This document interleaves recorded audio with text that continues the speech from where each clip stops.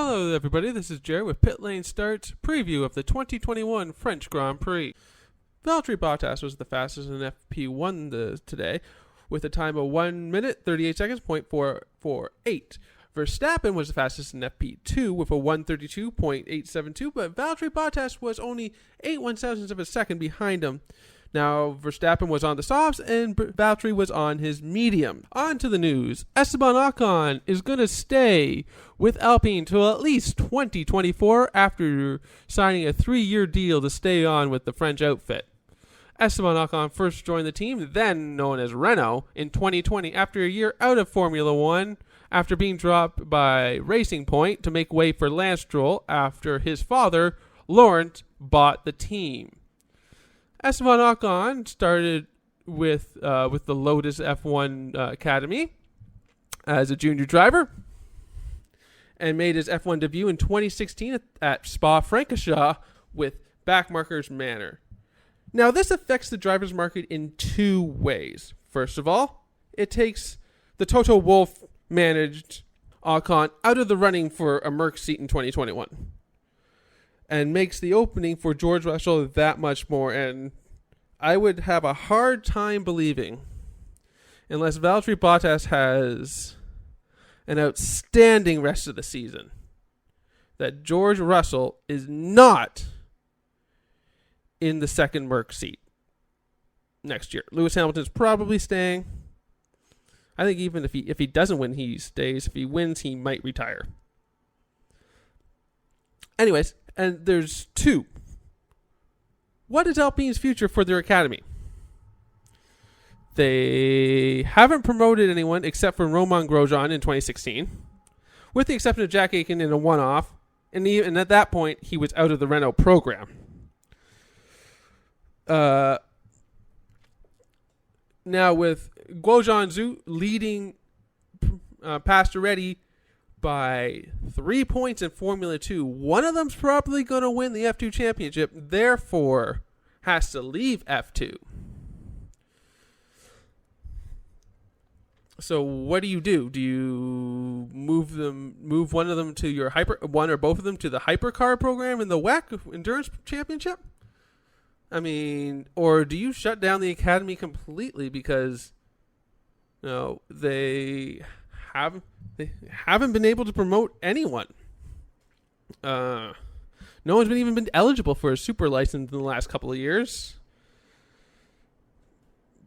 So, I mean, do you shut the program down? Do you move them to WEC? Do you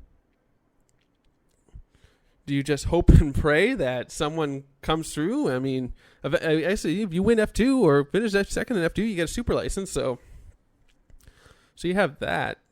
But I don't know what to make of the academy. I mean, Red Bulls, that's all they do, is churn drivers out and give them a shot. You can say what you want about Helmut Marko, demanding that every driver be Max Verstappen, but at least they're not going out and getting Fernando Alonso, who's been out of the game at 40 years old, and trying and filling a seat that way. Why not give the kids a shot? Like, you put the money into these kids, give them a shot. Anyways, moving back to Baku, and here's what Pirelli had to say about their investigation into the tire failures of Lance Stroll and Max Verstappen.